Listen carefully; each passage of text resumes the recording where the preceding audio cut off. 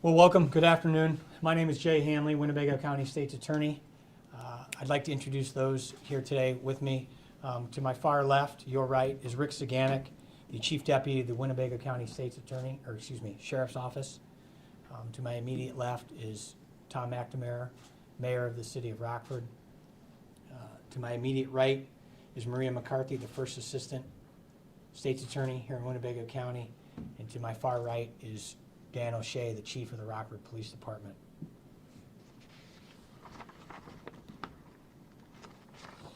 So we're here today to announce the charges against Duke Webb. In addition, we will provide some facts underlying those charges.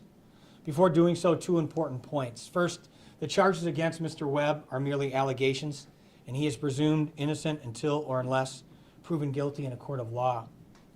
Second, there are three victims who are deceased. Those family members have been notified, and so they will be named today.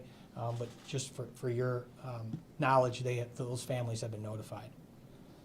Duke Webb has been charged with 3 counts of first-degree murder and 3 counts of attempted first-degree murder. In count 1, Duke Webb is charged with the murder of Dennis Steinhoff. Count 2, he's charged with the murder of Thomas Furseth. And in count 3, he's charged with the murder of Jerome Whitfork.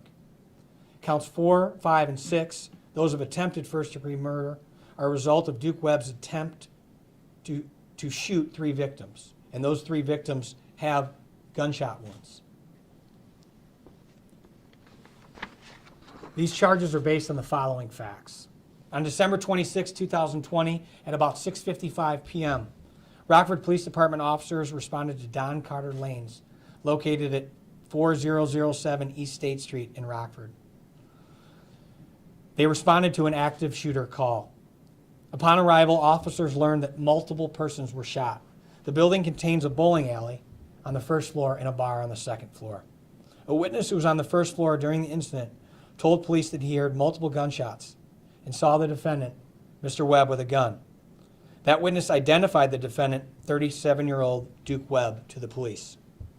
A 16-year-old female was sitting at a table on the first floor with 3 other teenagers when the defendant began shooting at their table. This female suffered a through-and-through gunshot wound to the shoulder. She survived her injury. A 14-year-old male was shot in the face. He is alive but hospitalized in critical condition. 65-year-old Thomas Furseth was on the first floor when the defendant began shooting. Mr. Furseth began running toward the stairs when the defendant shot him in the torso. He was able to run up the stairs before he collapsed. He was dead at the scene when police arrived. The defendant then went upstairs to the second floor of Don Carter Lanes. Approximately 20 to 25 people were on the second floor. The defendant fired several shots at the people in the bar. He shot 73-year-old Dennis Steinhoff in the torso. Mr. Steinhoff's body was recovered on the balcony just outside the bar. 69-year-old Jerome Woodfork was on the second floor when the defendant began shooting. Mr. Woodfork's body was found in the parking lot below the balcony. He suffered a gunshot wound to the neck. A witness saw him fall to the ground from that balcony. He was deceased when officers arrived.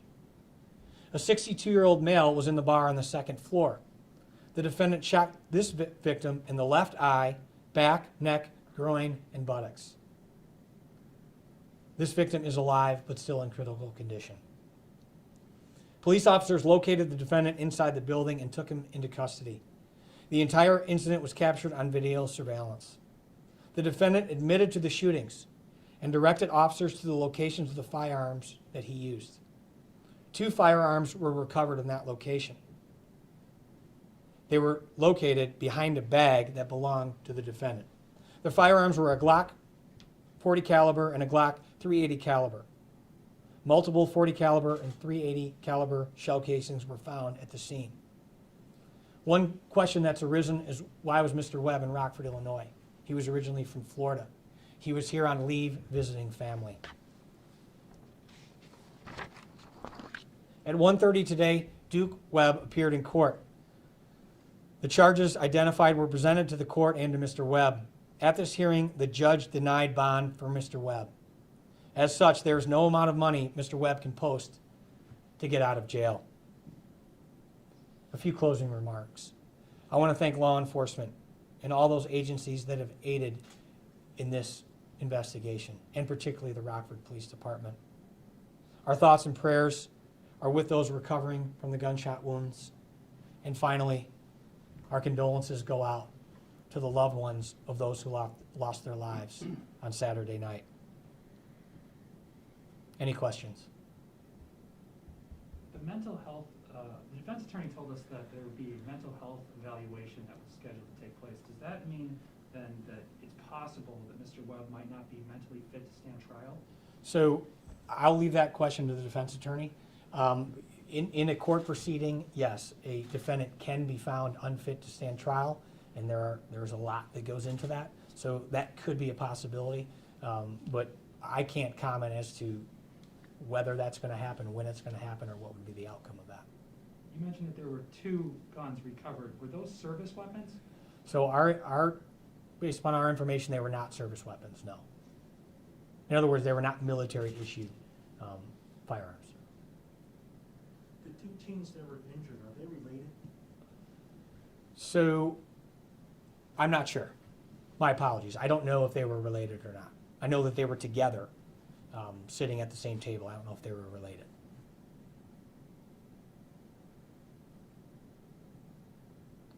Any other questions?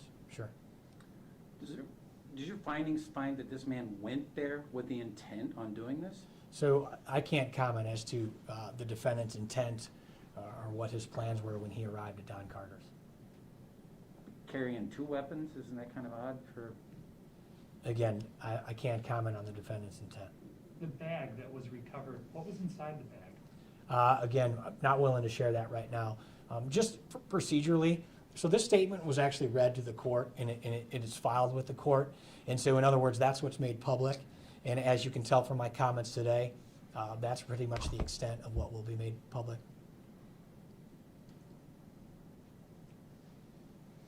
Anything further? Obviously, the mayor and chief are here, but I was hoping the questions would be directed primarily towards me. Do you have anything you want to say, Mayor? Okay. All right. Well, thank you. Again, Rita should pass out the press release and those materials to you. If you have any questions after the fact, you can always follow up. Thanks. Thank you.